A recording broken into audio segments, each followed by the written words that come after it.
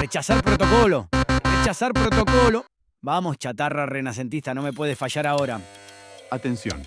Cortafuegos vulnerado al 80%. Triangulación de coordenadas de transmisión pirata en curso. Identificación del usuario en 3, 2... Me lleva el tártaro. El algoritmo está bujeado. Se me acaba de crashear el bucle de condicionales. La gerencia me encontró. Por todos los santos en la corte celestial, ¿qué aberraciones lingüísticas son crashear y bujeado? Mis oídos padecen más ahora que cuando me obligaban a escuchar sermones. Es jerga de programación, Juana. Significa que el código tiene un error y si no lo arreglo rápido, nos van a apagar el programa. Es un sistema de condicionales. Ellos mandan una afirmación. Yo tengo que devolver una negación. Pero mi premisa está rota. Apártese, ciudadano barquero. No, cuidado. Esto está lleno de cables. Si no sabes lo que haces, te va a freír. Lo que usted llama informática es lógica proposicional básica. Aristóteles resolvía esto antes del desayuno. Déjeme ver. La máquina opera con premisas. Si A, entonces B. Su problema no es la máquina, es que sus instrucciones carecen de orden y de lenguaje. Mi código es eficiente. ¿Eficiente? Usted nombró una variable coso_rojo. La imprecisión del lenguaje es vaguedad del pensamiento. Si no respeta la sintaxis, la máquina no lo respeta a usted. El código es lenguaje. Listo. Reescribí su premisa con un silogismo disyuntivo y renombré sus variables en latín.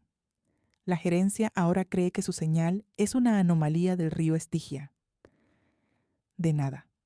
Y no vuelva a decir resetear. Use reiniciar, un poco de decoro. Acabas de reescribir un algoritmo de encriptación de la gerencia usando lógica aristotélica. La lógica es inmutable, Charón. Sirve igual para un pergamino que para una máquina. Bienvenidos, bienvenidas y bienvenidos a Postmortem Podcast.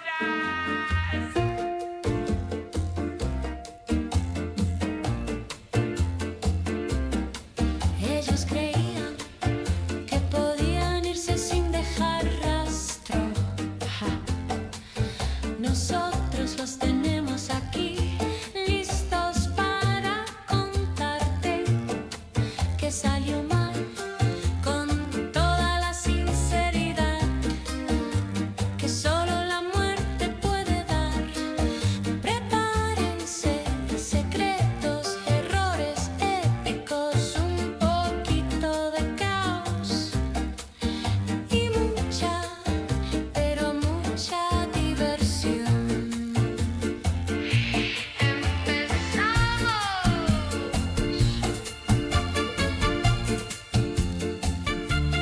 Bienvenidos, bienvenidas y bienvedes a una nueva transmisión clandestina de Postmortem.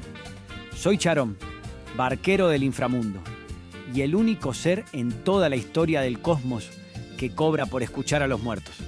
Dicen que el infierno castiga a quienes buscan la verdad, pero en tu caso, Juana, parece que la verdad fue la que castigó a los demás.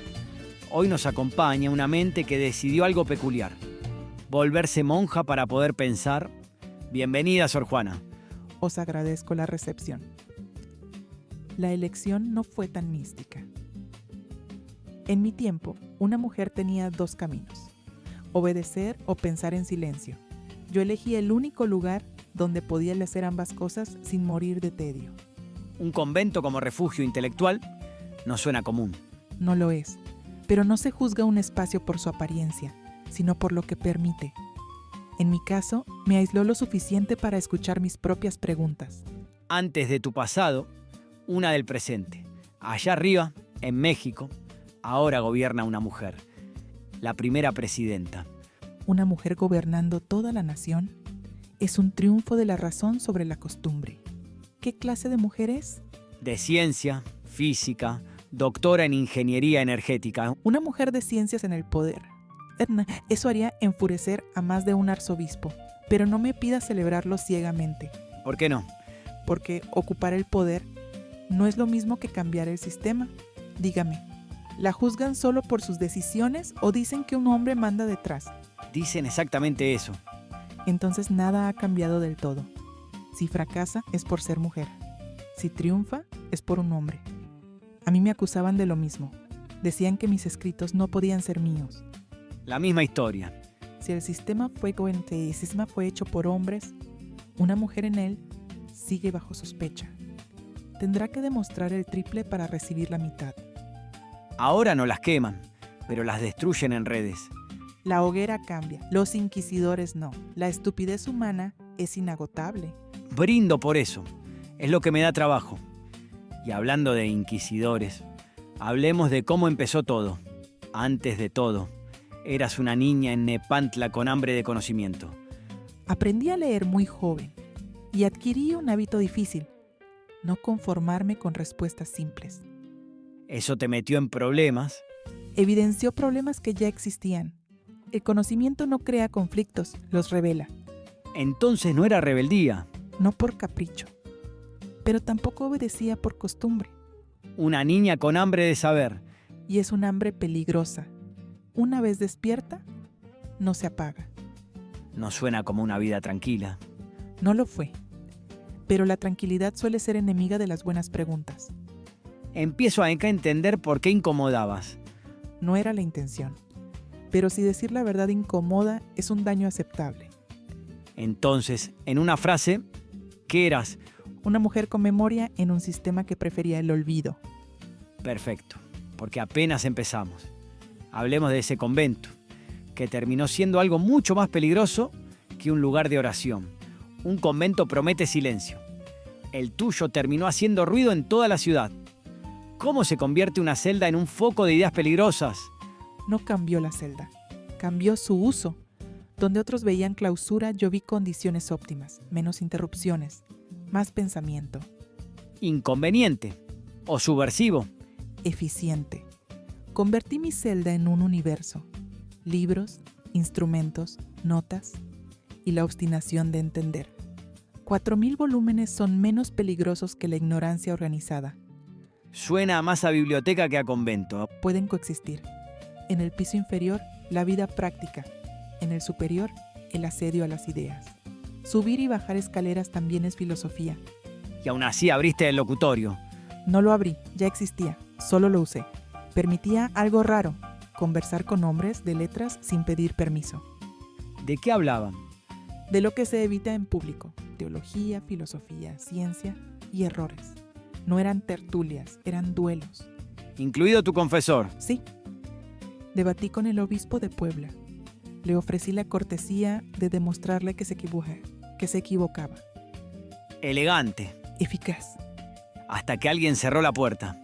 El nuevo arzobispo prohibió las visitas. Cuando no se puede refutar, se silencia. ¿Qué se pierde? El aire. Sin fricción, el pensamiento se vuelve eco y el eco no incomoda a nadie. Entonces era un laboratorio. Exacto. Y algunas autoridades no superaban el experimento. Un lugar de fe produciendo herejías. Si pensar es herejía, la creación entera lo es. Aguanta un segundo. Nos están rastreando. Ignórelo. He eliminado la premisa. No encontrarán nada.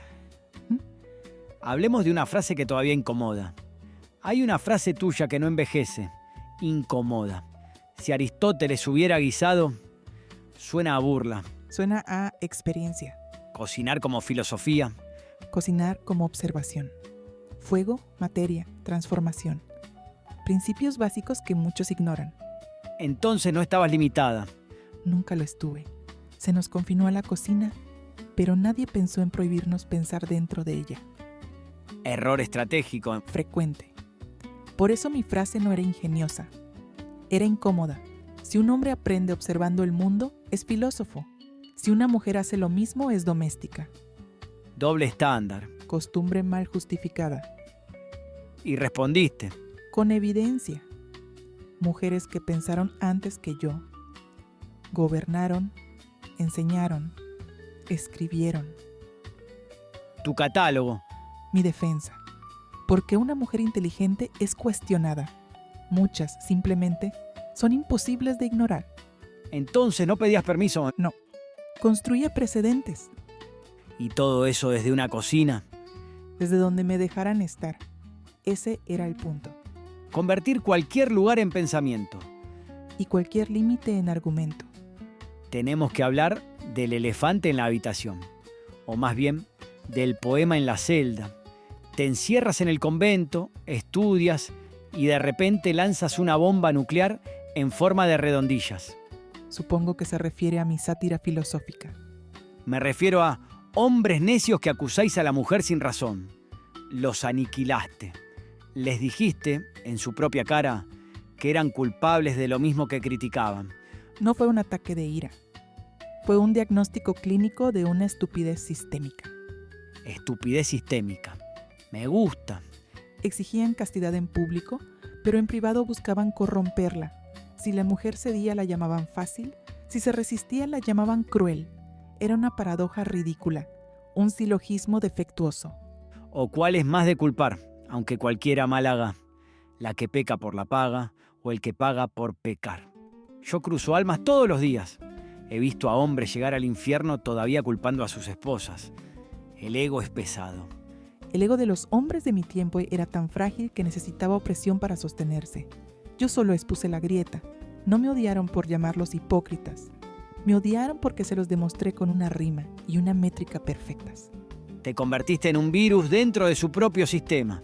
La verdad bien escrita es difícil de borrar, pero evidenciar a los necios trae consecuencias. Cuando haces que los poderosos se vean pequeños frente a un espejo, tarde o temprano rompen el cristal. Y vaya que lo rompieron. Porque después de las rimas vinieron los obispos y el fuego. Hasta ahora suena admirable. Pero hay una pregunta incómoda, Juana. Todo ese tiempo para pensar, ¿quién pagaba el precio? Una pregunta justa y una respuesta que no es agradable. Hablemos de tu vida cotidiana. Mi tiempo para leer y escribir no surgía de la nada. Se sostenía sobre el trabajo de otros. En concreto, Una joven, Juana de San José. tu esclava. Sí, Así que mientras tú leías a los filósofos, alguien más sostenía el mundo material que lo hacía posible. eso cambia la imagen. La completa. En mi siglo las personas esclavizadas eran consideradas propiedad. No justificaré eso, pero tampoco fingiré que no forme parte de ese sistema. ¿La llegaste a vender? Es probable. Los documentos indican que una esclava fue transferida a mi familia. Y en aquel tiempo, eso no se cuestionaba, Hoy sí. como debe ser. Entonces déjame plantearlo sin rodeos. Tu libertad intelectual dependía de la falta de libertad de alguien más. En muchos casos, sí, Eso incomoda. debería. Porque obliga a mirar algo que rara vez se admite. Ningún pensamiento surge en el vacío. Siempre hay una estructura que lo sostiene. Y a veces, A las contradicciones de mi tiempo. Nadie lo es, ni siquiera tú. ni siquiera yo. Entonces la pregunta incómoda queda en el aire. ¿Sobre qué vidas está construido aquello que hoy defendemos como progreso? Eso ya no es historia. Nunca lo fue. Entiendo lo de la trinchera. Las mujeres en tu época solo tenían dos opciones: casarse y parir o meterse a monjas. Y tú elegiste el lugar donde al menos te dejaban leer en paz. Pero antes de encerrarte, hiciste algo muy divertido. Causaste un cortocircuito en el ego de toda la élite masculina de la Nueva España. Háblame de ese examen que te hizo el virrey. El circo del Marqués de Mansera. Supongo que los mortales siguen exagerando esa anécdota. ¿Exagerando? Juana, la historia dice que el virrey juntó a 40 de los hombres más sabios del continente. Doctores, matemáticos, teólogos, historiadores. Y te sentaron a ti, una chica de 17 años, en medio de la sala para ver si eras un genio o una farsa. 40 contra 1. Suena a una carnicería. Pues sí, una carnicería en efecto. Pero no para mí. Póngase en mi lugar, Charón. Yo era la dama de honor de la virreina. De pronto me veo rodeada por 40 señores perfumados, sudando bajo sus pelucas, convencidos de que el intelecto era un atributo exclusivamente masculino que se alojaba en las barbas. Me miraban como si fuera una criatura de circo, un mono que sabe sumar. ¿Y qué te preguntaron? Un teólogo me lanzaba una paradoja sobre la Trinidad, y antes de que terminara de responderle citando a San Agustín, un matemático me exigía resolver un problema de geometría euclidiana, mientras un filósofo intentaba acorralarme con sofismas aristotélicos. Querían romperme, querían verme llorar o balbucear para poder regresar a sus casas tranquilos, sabiendo que el orden natural del mundo seguía intacto. Pero no lloraste.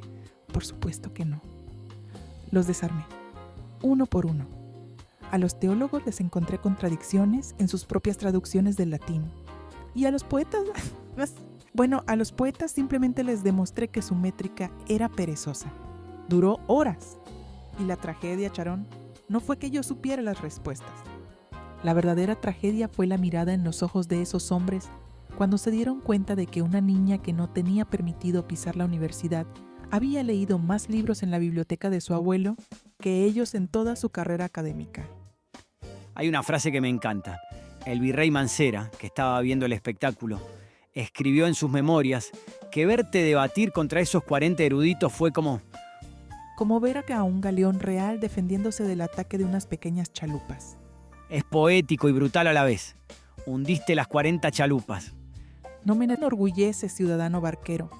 Ese día entendí algo terrible. Entendí que mi inteligencia no era un don a los ojos del mundo, sino una amenaza. Cuando humillas a 40 hombres poderosos en público, no ganas su admiración. Ganas 40 enemigos que van a esperar pacientemente el resto de tu vida para cobrarse la afrenta. Y vaya que se la cobraron. Y ahí es donde entra la iglesia y el principio del fin. Te metiste al convento de San Jerónimo buscando una trinchera y por un tiempo te funcionó. Armaste la biblioteca privada más grande de América. 4.000 libros, telescopios, astrolabios, instrumentos musicales. Tu celda era un laboratorio del Renacimiento en medio de la Nueva España. Fue mi paraíso. Pasaba noches enteras midiendo el movimiento de los astros, experimentando con la armonía musical, leyendo a Kepler, a Platón, a Séneca. Allí fui feliz, a mi manera. Pero la felicidad en una mujer inteligente ofende a mucha gente, especialmente si esa gente usa sotana. Hablemos de los jefes de tu trinchera, hablemos de tu confesor, el padre Antonio Núñez de Miranda, un tipo pesadito por lo que dice su expediente. Antonio Núñez de Miranda, un hombre con la mente del tamaño de una nuez, obsesionado con la mortificación ajena. Creía que el único destino aceptable para el alma de una monja era la ignorancia devota. Me censuraba, me vigilaba, le repugnaba que la corte virreinal y los intelectuales de Europa vinieran al convento a consultarme a mí, en lugar de a él. Y te exigió obediencia. Como tu guía espiritual y como representante de Dios en la tierra, te dijo que las matemáticas, la poesía profana y la filosofía eran vanidad. Básicamente, te ordenó que cerraras los libros y te callaras la boca por amor a Cristo. Me exigió sumisión ciega, que es el disfraz favorito que los hombres mediocres le ponen a la obediencia. Pero tú no eres de las que se someten fácil. Cuando te arrinconó exigiéndote que eligieras entre hacerle caso a él o condenar tu alma, le diste la vuelta a la tortilla teológica, de una manera que todavía hace temblar las paredes del arzobispado. Háblame de esa respuesta. Le pregunté algo muy sencillo, barquero. Le pregunté si el Creador Supremo, en su infinita sabiduría, dotó a mi cerebro de la capacidad de comprender los números, la música y la lógica. ¿Por qué habría de ser un pecado usar esos dones? Dios no fabrica instrumentos complejos para que se pudran en un cajón. Jaque mates. Mi confesor me pedía que mutilara mi entendimiento por obediencia a la iglesia, y yo le respondí que mi primera y única obediencia absoluta era hacia Dios. Y Dios, ciudadano Charón, me hizo inteligente. Hacerle caso a las inseguridades de un sacerdote asustado y apagar el fuego de mi intelecto habría sido el verdadero insulto al Creador. Yo respondo ante quien hizo las estrellas, no ante un hombre en bata que no sabe ni calcular la órbita de una de ellas. Por el amor al tártaro, qué belleza. Lo despediste. Eras una monja encerrada en el siglo XVII y tuviste el atrevimiento histórico de despedir a tu confesor jesuita por incompetencia intelectual. Lo hice por escrito, y en esa carta se lo dejé muy claro. Si mis estudios no eran contra la fe, ni contra las buenas costumbres, él no tenía jurisdicción sobre mi mente. Le prohibí volver a pisar mi locutorio. Fue un movimiento digno de un genio, pero pateaste el avispero equivocado. Despedir al confesor te dio años de libertad, pero los hombres de poder tienen muy buena memoria y no estaban dispuestos a perdonarte esa insolencia. Esa rebeldía te iba a costar muy, muy caro. Interrupción obligatoria por contrato de Alma. Su tiempo de escucha está siendo monetizado para mejorar su experiencia en el vacío eterno. Por favor, consuma los siguientes productos. ¿Harto de los vecinos gritando de agonía en el tártaro? ¿Cansado del olor a azufre del círculo de la ira? Invierta en su descanso eterno con Inmobiliaria Brisas del Estigia. Tenemos hermosos monoambientes en los prados asfódelos, con vista directa al río del olvido. Complejo privado, libre de demonios atormentadores y con amnistía fiscal de la gerencia. Llame ahora y le incluimos un perro cerbero de bolsillo. Brisas del Estigia. Su pedacito de cielo. Acá abajo. Publicidad finalizada. El algoritmo de felicidad ha sido actualizado. Retornando a su podcast favorito, Post-Mortem Podcast. Era espectáculo. Era algo más preciso, representación, un recordatorio público de cómo debía verse el mundo. En esas procesiones, todo tenía un lugar. El virrey, el arzobispo, la nobleza, el clero, desfilaban en orden. No era casualidad, era pedagogía visual. Una lección. El mensaje era simple. El poder viene de Dios y ya está repartido. Y en medio de todo eso, monstruos.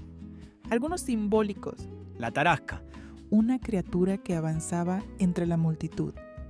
Una serpiente grotesca diseñada para recordar que el mal existe y que ya ha sido vencido. Recordatorio o advertencia. Ambas cosas suelen ser lo mismo. Y luego los carros alegóricos, escenarios móviles donde las ideas se volvían imagen. El cáliz, la hostia, símbolos absolutos, no se discutían, se contemplaban. Entonces no era solo religión. Nunca lo fue. Era poder explicado sin palabras.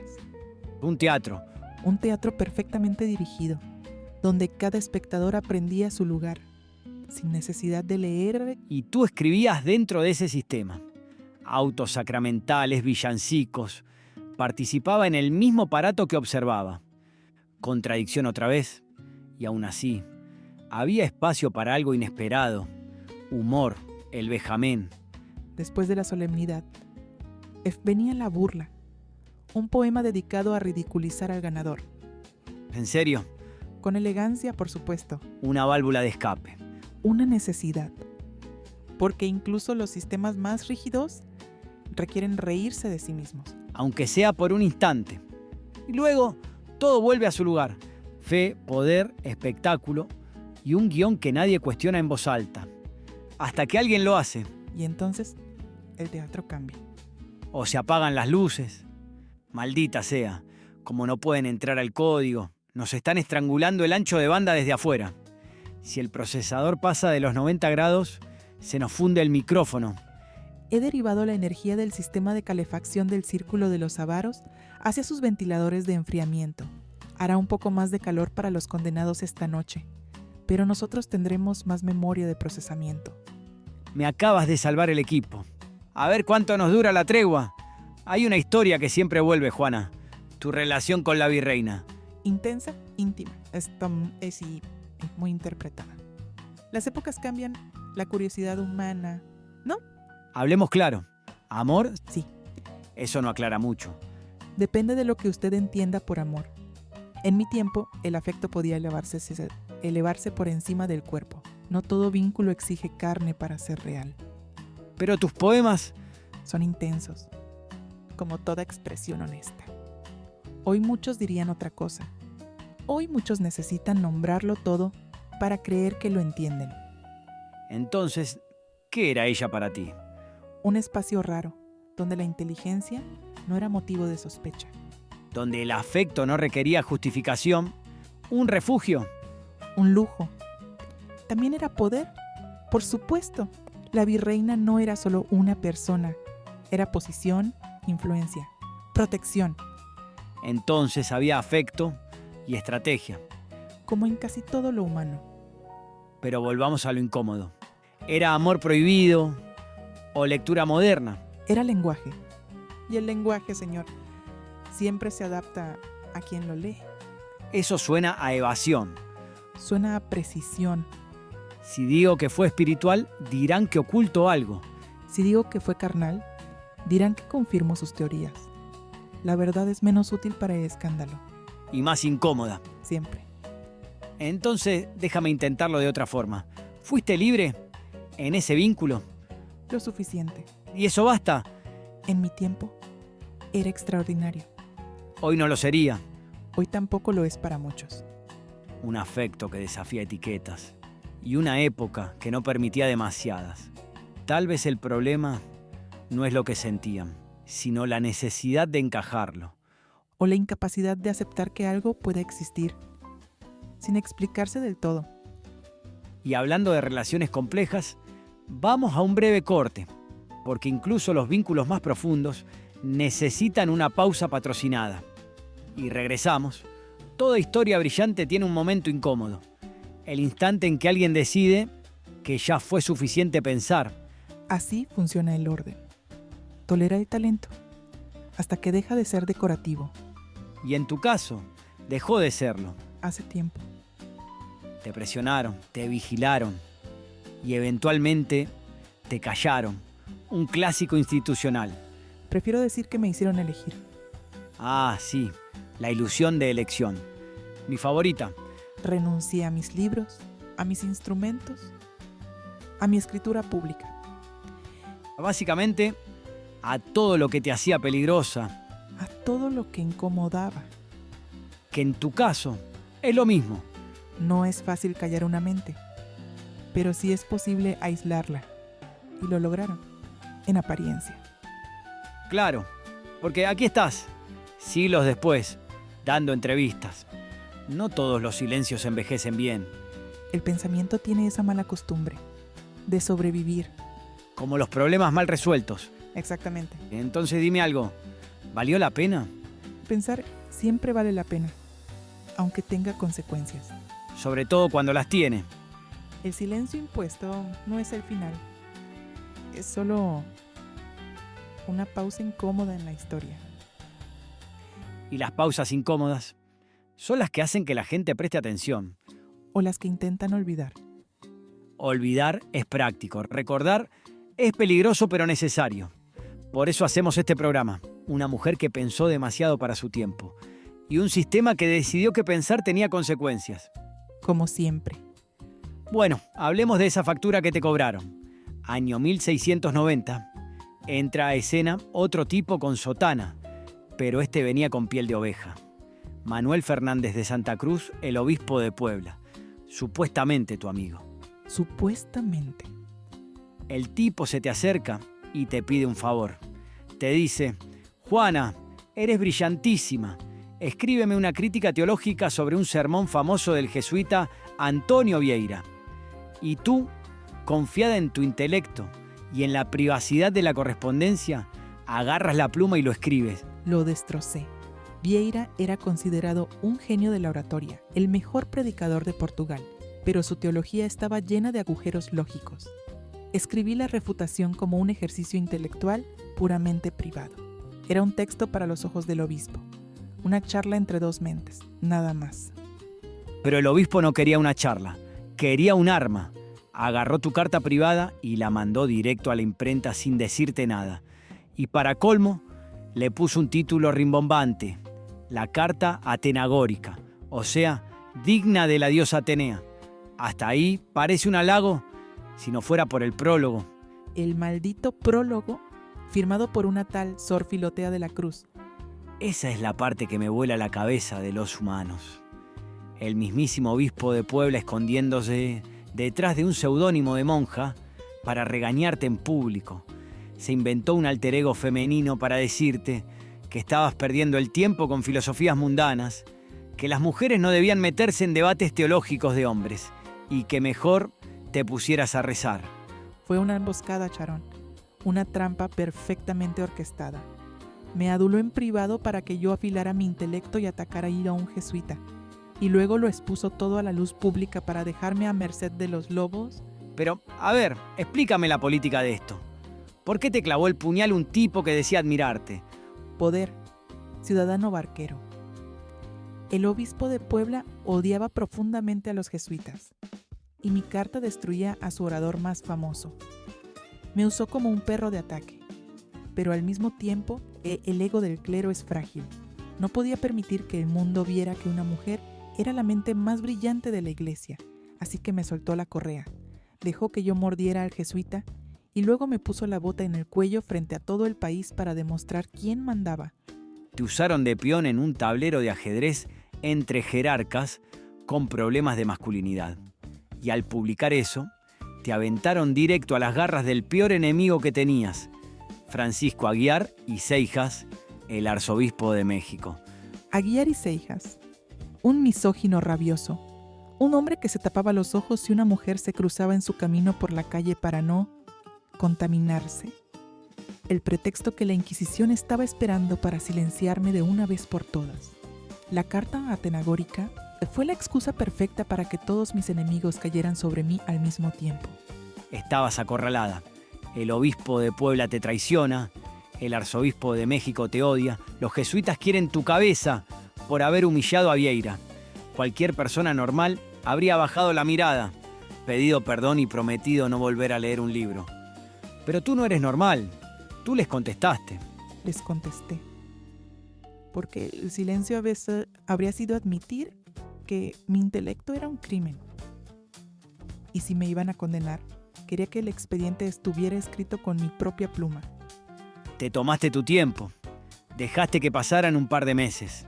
Me imagino a los obispos pensando, listo, ya quebramos a la monja. Y de repente, el 1 de marzo de 1691, sueltas la bomba.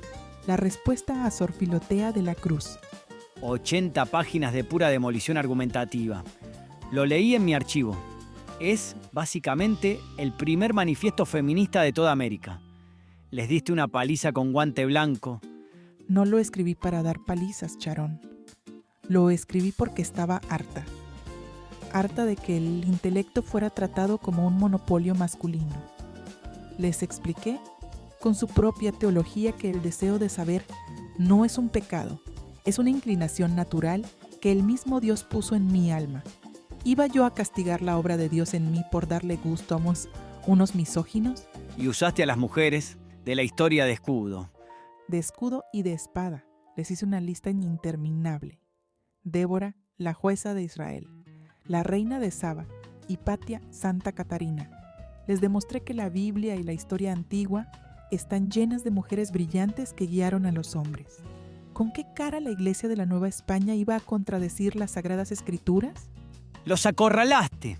Usaste su propio libro sagrado para decirles ignorantes. Y mi parte favorita, la cocina. Ese obispo te manda a cocinar y a tejer.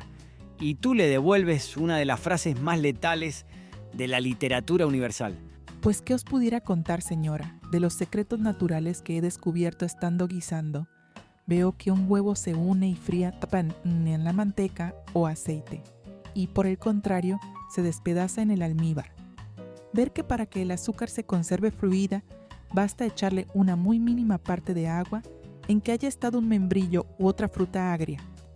Y el remate, diles el remate. Oh, pero señora, ¿qué podemos saber las mujeres sino filosofías de cocina? Bien dijo Lupercio Leonardo, que bien se puede filosofar y aderezar la cena. Y yo suelo decir viendo estas cosillas, si Aristóteles hubiera guisado, mucho más hubiera escrito. ¡Boom! Fin del debate. Le dijiste al patriarcado que su filósofo más grande se quedó corto por no saber hacerse el desayuno. La inteligencia no tiene género, barquero. Y el conocimiento está en todas partes, en un astrolabio y en un sartén. Yo no necesitaba salir de los muros del convento para entender el universo. Solo necesitaba que me dejaran pensar en paz. Ganaste el debate, destrozaste la carta atenagórica, humillaste al obispo en su propio juego y dejaste un texto para la eternidad, pero en el ajedrez del poder, Cuando le das jaque mate al rey, los peones no te aplauden. Sacan los cuchillos. No les importó mi lógica, no les importó la Biblia, no les importó que yo tuviera la razón. Al contrario, les dio terror que la tuvieras. Entendieron que nunca iban a poder ganarte en una discusión. Así que dejaron de discutir y empezaron a presionar. Juana, hablemos del final. Espera, Juana, perdón, tenemos que ir a otro corte comercial. Así igual de rápido que el anterior. Interrupción obligatoria por contrato de alma. Su tiempo de escucha está siendo monetizado para mejorar su experiencia en el vacío eterno. Por favor, consuma los siguientes productos. ¿Tu alma gemela te dio a beber veneno creyendo que estabas muerta? ¿Tu esposo te sacrificó a los dioses para tener buenos vientos antes de ir a la guerra? El amor duele, pero la eternidad solo es peor. Descarga Soulmates, edición tragedia griega.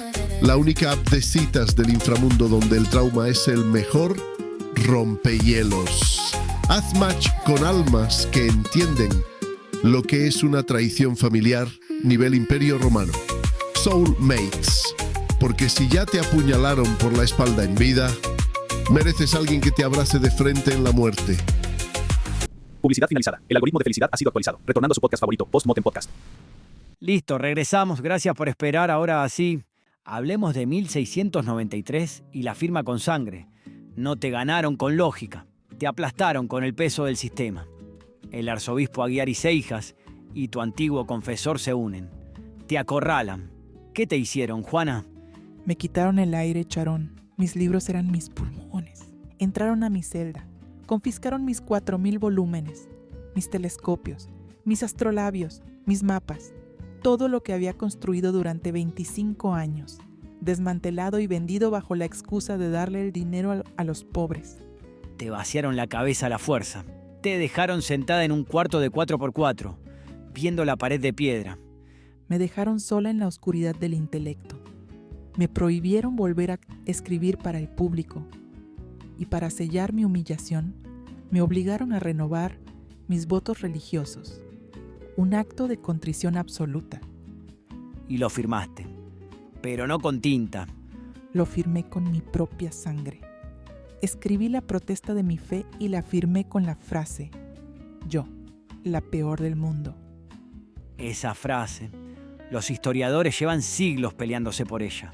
Algunos dicen que te quebraron de verdad y que te arrepentiste genuinamente de haber sido un intelectual. Otros dicen que fue el sarcasmo más épico del barroco. Tú dímelo, ¿te rendiste? Si la iglesia quería un sacrificio, ciudadano barquero, se los iban a dar con todo el teatro y la exageración barroca que mi pluma podía concebir. ¿Querían que me declarara pecadora? Muy bien. Me declaré la peor mujer que jamás haya pisado la faz de la tierra, tan mala que la tinta no bastaba para mi culpa. Pura ironía. Hasta rendida te burlaste de ellos. Llevaste su exigencia al extremo ridículo. Les di exactamente la sumisión excesiva y grotesca que su frágil ego exigía.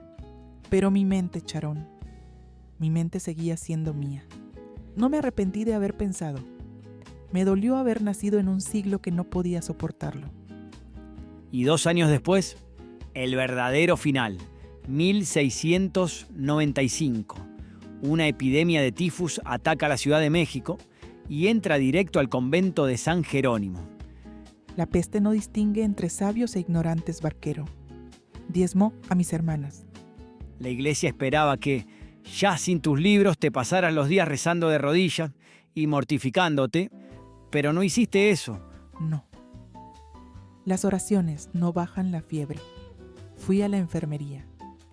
Cuidé a las monjas enfermas, a las que habían sido mis compañeras en el encierro. Las limpié, las alimenté, sostuve sus manos. ¿Y haciendo eso? Me contagié. Moriste a los 46 años, el 17 de abril de 1695. No moriste pidiéndole perdón al obispo. Moriste sirviendo a las mujeres de tu trinchera. Así fue. El cuerpo finalmente cedió, pero la mente se fue en paz. Y mis escritos, los que logré mandar a España a tierras escondidas, sobrevivieron a la Inquisición, sobrevivieron al arzobispo y me trajeron hasta esta silla milenios después. Haciendo un balance de todo tu expediente, ¿Cuáles consideras que fueron tus mayores éxitos y tus peores fracasos? Mi mayor éxito no fue engañar a la corte, ni humillar a los sabios. Fue escribir Primero Sueño. Es el único poema largo que escribí completamente para mí, sin encargos ni presiones. Es el viaje de mi propia alma intentando comprender el universo mientras el cuerpo duerme. Fue mi victoria absoluta y eterna sobre el hierro físico. ¿Mi fracaso? Creer que la lógica pura podía vencer al dogma. Pensé que si demostraba mi intelecto con teología irrefutable, los hombres de la iglesia me respetarían. Fui ingenuo. Olvidé que al fanatismo no se le convence con silogismos. Mi error fue asumir que ellos amaban la verdad, cuando en realidad solo amaban el poder. Y si Da Vinci te armara una máquina del tiempo con este router y pudieras retroceder a la Nueva España, ¿qué harías distinto? ¿Evitarías meterte al convento? Al convento habría entrado igual, Charón. Era mi única puerta a los libros. Pero si pudiera volver, no habría derrochado mi intelecto intentando razonar con mentes minúsculas.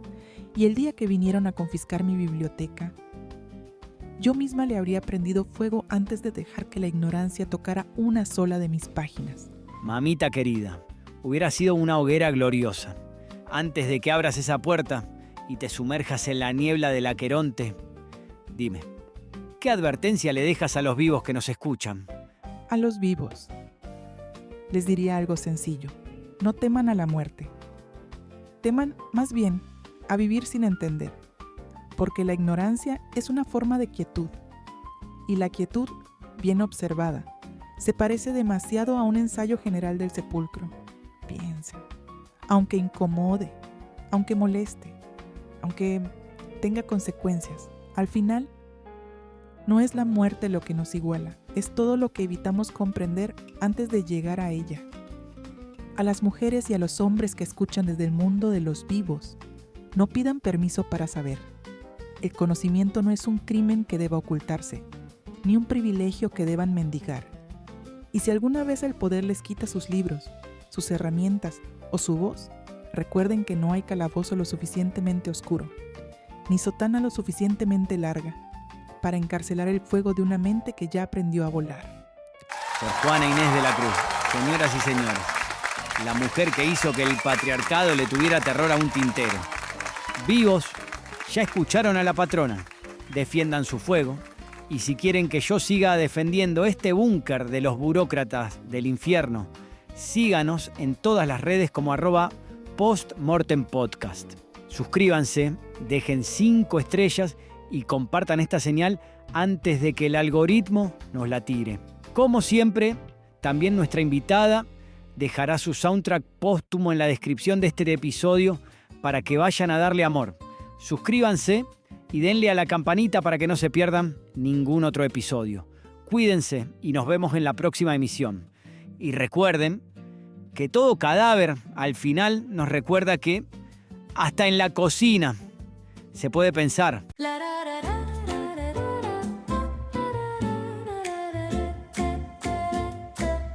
La barca ya se va, no hay nada que perder.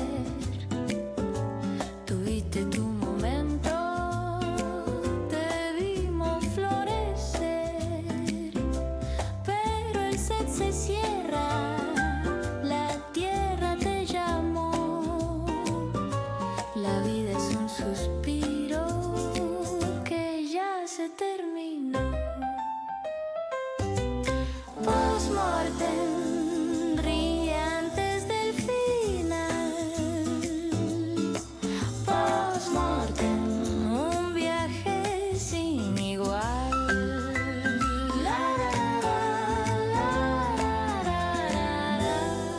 Vayan en paz, si es que pueden.